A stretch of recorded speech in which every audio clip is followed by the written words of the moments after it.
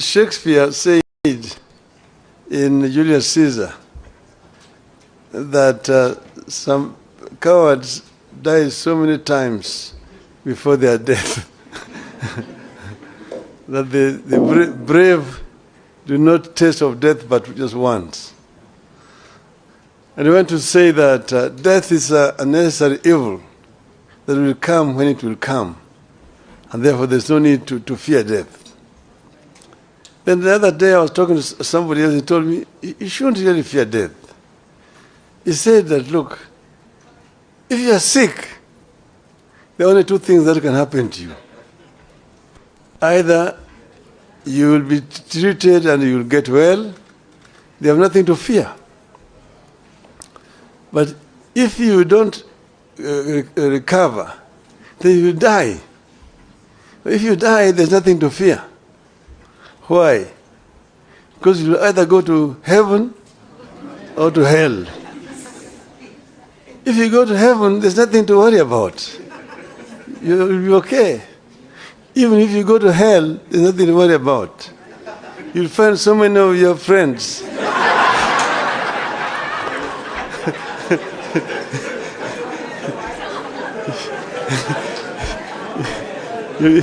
So spend a long time just greeting them. How are you? How have you been here? Before your time for the fire comes. So therefore, don't fear. You have nothing to fear as Kenyans. We will succeed in the long run. Now, I think this foundation has done a very good thing to choose to hold this conference. And they have told me that they're going to make it an annual event.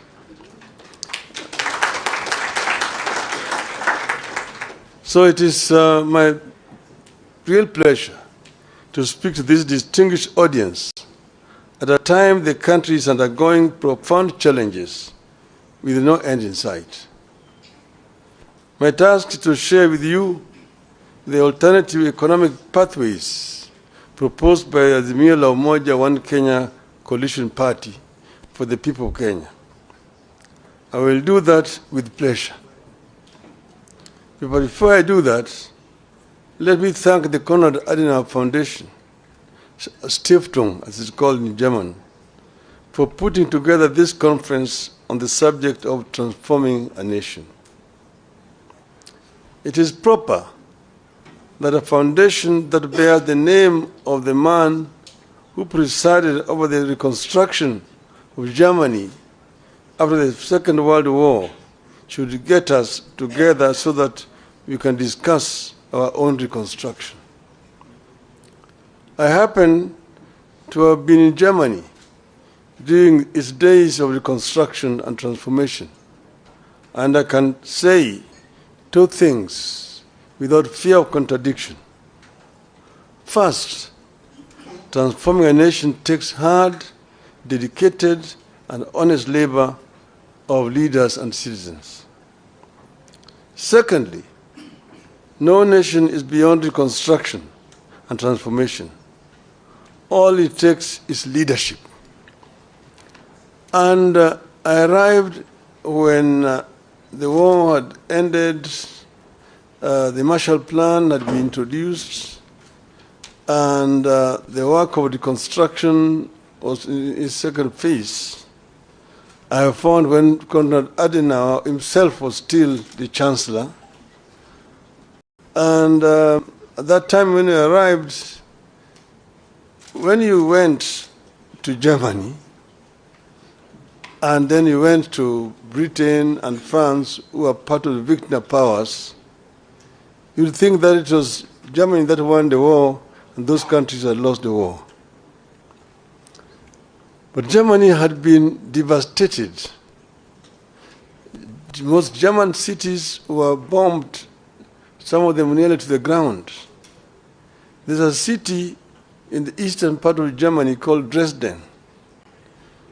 Dresden was razed almost to the ground. But the British, basically, at the time when, in fact, the war had ended, but because of the anger of what had happened, bombing of London and so on, it was a revenge bombing. but the Germans reconstructed. And at that time, West Germany was the strongest economy in Western Europe. And East Germany was also the strongest economy in Eastern Europe at that time. That was basically because of hard work. I want to say that a year after our election, if you ask Kenyans, are you better off today than you were at the time, this time last year? The answer will be obvious, that we are in a deep hole. Failing policies and grim economic prospects. There is a devastating loss of trust and confidence in our economy, our financial markets, and our government. We are caught in a cycle where reduced spending power leads to loss of jobs, which leads to even less spending, where the people can't borrow because rates charged are too high, yet lack of borrowing slows growth and leads to even less credit. Credible data collected and published by the government confirms all this grim news. And this meeting is taking place as a day after the State of the Nation address by the President. I'm going to try to answer some of the things that he said yesterday. But this is not a response. At the Hustler Fund, which was supposed to support households and micro-enterprises, default on payments at a higher rate than those at the commercial banks, SACCOs, and microfinance. Out of the Hustler Fund's outstanding, that is 10.2 billion shillings worth of loans in the last 9 months, 29% is deemed to be portfolio at risk, implying it has not been serviced by the borrowers as per agreed schedule. This means that borrowed amounts worth about 2.9 billion shillings in Hustler Fund loans fall in the category of non-performing loans. Job cuts are back to the rate where they were during the COVID. According to the CBK survey, more than a quarter of chief executives expect to cut jobs before the end of the year because of increased operating costs and softening demand for goods and services, setting up families for a gloomy festivities period.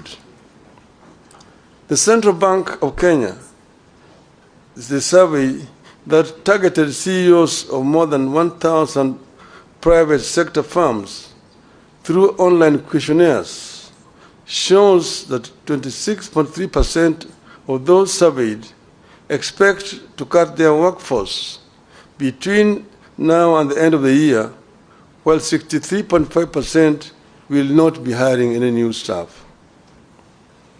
At the Nairobi Securities Exchange, some 6,256 foreign investors fled in the last 9 months. This is 42% of foreign investors in the country. This exodus is a result of the rapid but unstable tax policies that are scaring away foreign investors and leading to low revenue collections. In October, the same National Security Exchange was ranked the worst performing African bus in the first 9 months of the year in dollar returns. Investors prefer a country with a stable taxation policy, a stable currency, and a growing economy. The current regime is changing tax policy frequently, mismanaging the shilling, and weakening economic growth. Kenyans are ditching mobile payments.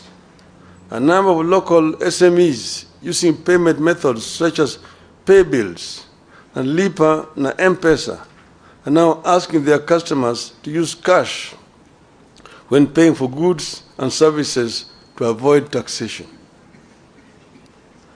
Fuel consumption fell rapidly between January and June, dropping to the lowest levels in the more than 5 years. Up to 85% of firms are not paying corporate taxes. At least 8 in 10 companies in Kenya did not pay taxes on earnings last financial year. This signals a tough economic environment that hit sales, prompting some businesses to scale down operations. The Kenya Revenue Authority, KRA, missed its revenue target for the first quarter of the current financial year by 79 billion Kenya shillings. Of course, the story of the Kenya shilling on a free fall bears no repeating. It is obvious to everybody. From 120 to the dollar to now 159.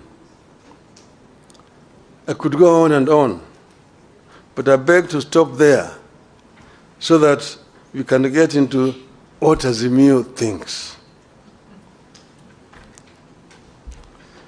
The fact is, many Kenyans are both anxious and uncertain of what the future holds.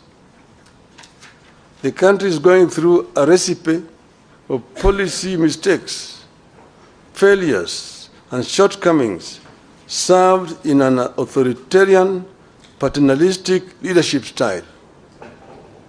Nobody in government cares about building broad public support around these programs.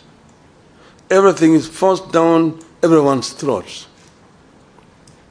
In the run-up to 2022 election, we warned that the sectors of every economy are intertwined, and you cannot benefit one sector by denying the other. We warned that Kenya Kwanza was never going to help the hustlers by robbing the rich and the middle class. In the wake of the Finance Act of 2023, we warned that no nation can ever tax its citizens into prosperity. We are concerned that it is getting too late to change the course. We fear that consequences of the foundation laid in the first year of this administration could linger for years if nothing is done. Our country could lose the competitive edge that it has always had in the region and sub-Saharan Africa. This bad situation could easily get out of hand. What is to be done? For us in Azimio, reduction in the cost of living is a priority economic imperative.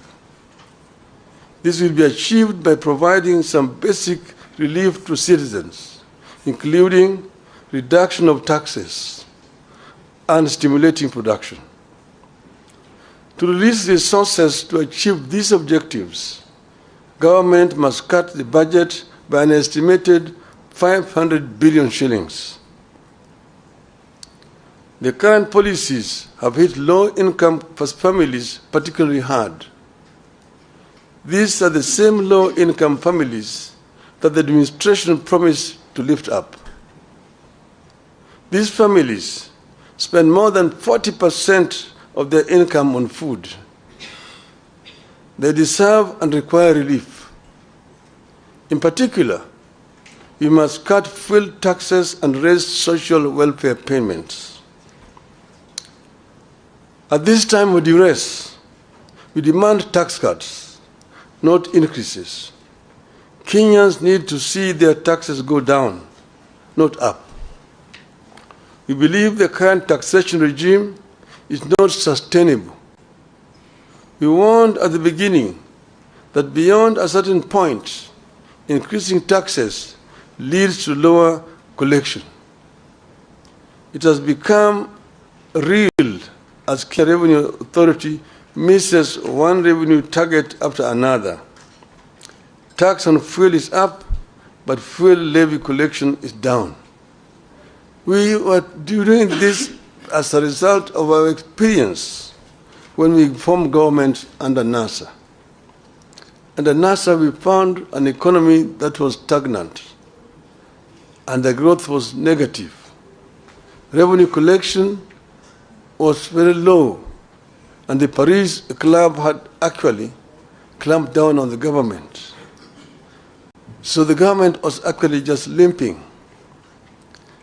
And when we came into government, what we did was to address the two sides of the balance sheet, income and expenditure.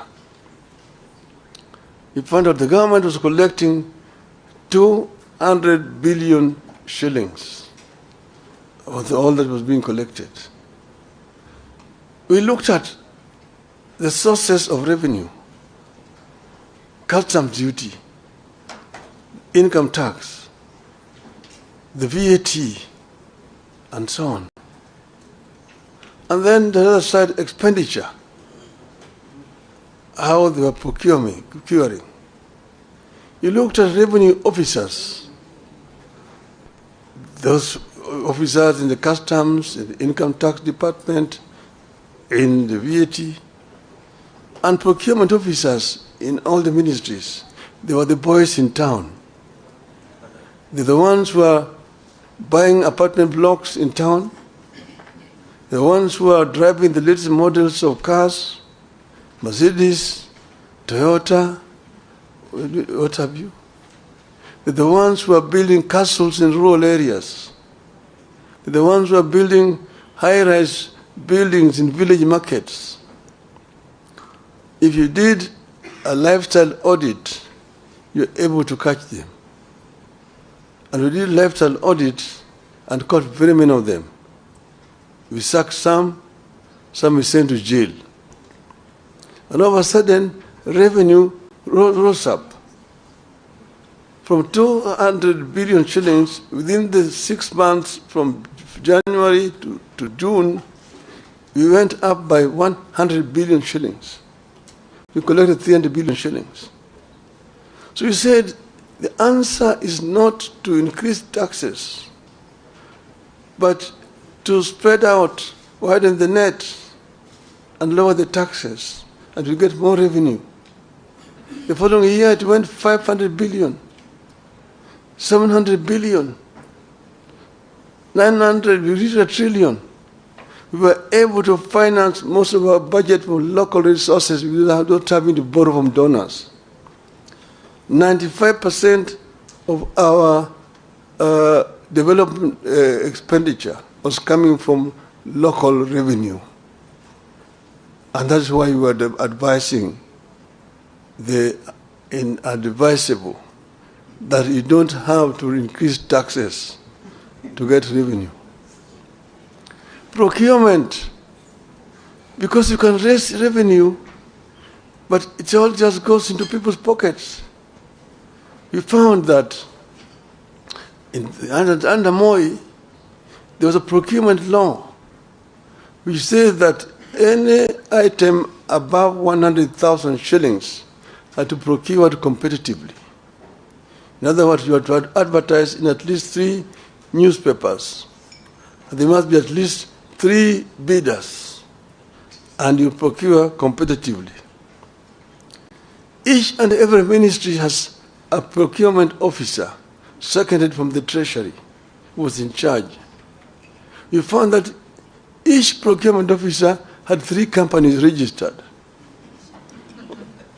And there was a kind of a cartel and a collusion.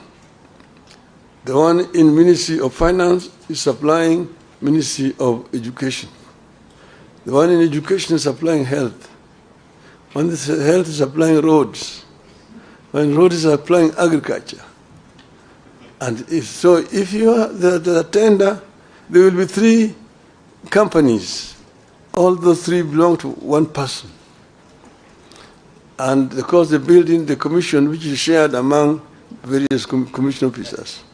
An item that's supposed to be procured at 100,000 shillings goes for 5 million shillings. And that's where the money is being lost. These ones, again, we did lifestyle audit. We sacked some of them. We jailed some of them. The government was now procuring competitively. And that is how we manage that economy. So you need to stimulate production. Interest rates need to come down in order to stimulate economic activity.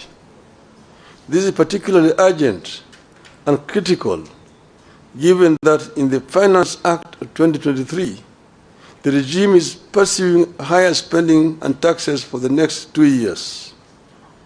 Businesses will obviously pass the costs to consumers, worsening the cost of living further.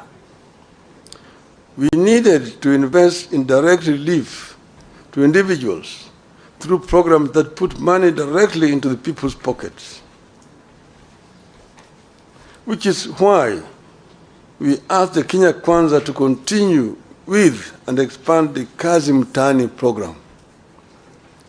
And it can be expanded the way we did it ourselves there, Kazi kwa vijana, to the rural areas as well. Investment in labor-intensive programs like road construction, rural water systems, afforestation, and so on. This has proven over the years to yield positive results. We believe that putting money into construction of schools' infrastructure would yield better returns than the construction of houses through taxation. Kenyans deserve a raise in the average minimum wage. We should also stop mismanagement of public finances. The country must embrace better fiscal discipline. We do not have to increase our budget in order to look important.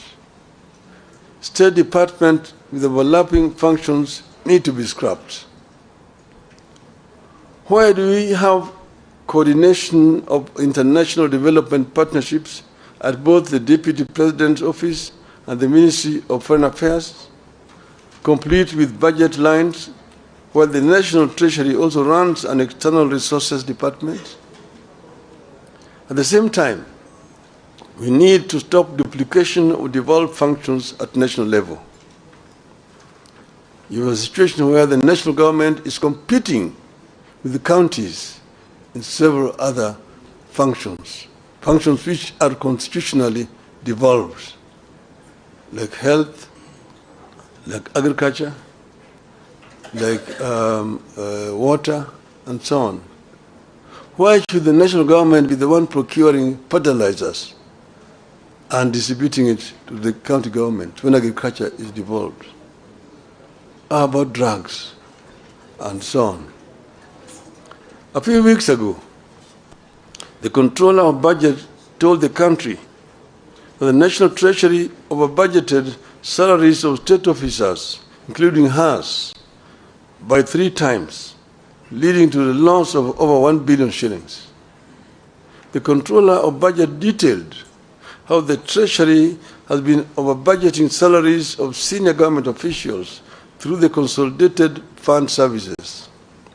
So far, nobody has been made to bear responsibility for this budgeted corruption. We know very well that regional authorities duplicate county functions. Where do we retain them? Complete with budgets. To those doubting Thomases within the regime, these measures above will release the estimated 500 billion shillings required to bring back the economy on an even keel. Realistic debt management.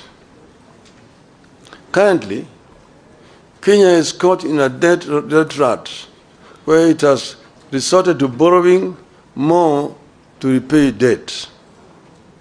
It makes no sense to us to borrow more to repay debt when debt is already too high. It amounts digging when you're already in a deep hole. Our position is that the National Treasury ought to ask creditors to push up payments falling due to a future date rather than keep paying it. This is what people do when they have a crunch in their finances, but know they can pay later when their income is higher. Rescheduling debt is not at the same time as the same thing as debt default. People default when they are bankrupt. Kenya is not bankrupt. Kenya should not default. By rescheduling debt payments falling due, the government can forgo punitive taxes and create room for critical social and economic spending. In conclusion, 1 year on since the inception of new government, this is the time to reset the economic policy broadly. And you're not going to set this broadly by mere rhetorics, by talking and making promises to the people, empty promises. The effectiveness of government by key initiatives, including the Hatta Fund, should be reviewed by a forum comprised of the government, political parties, the business community, and the civil society. This is what should be happening. And if this happens, we will be able to come up with proper solution to the problem that we are facing today. The government today is living in denial. If you listen to the State of the Nation address yesterday, if you are talking to some people who are living in planet Moon, you are not being realistic to problems confronting this country. And these problems must be confronted frontally, not by trying to give diversions here and there. We have said today that the cost of living is real and is killing the people. It has to be addressed if you are going to actually relieve the plight of the people of this country. This is our position as Azimio. Now finally, Madam, you've written there, Raila Odinga,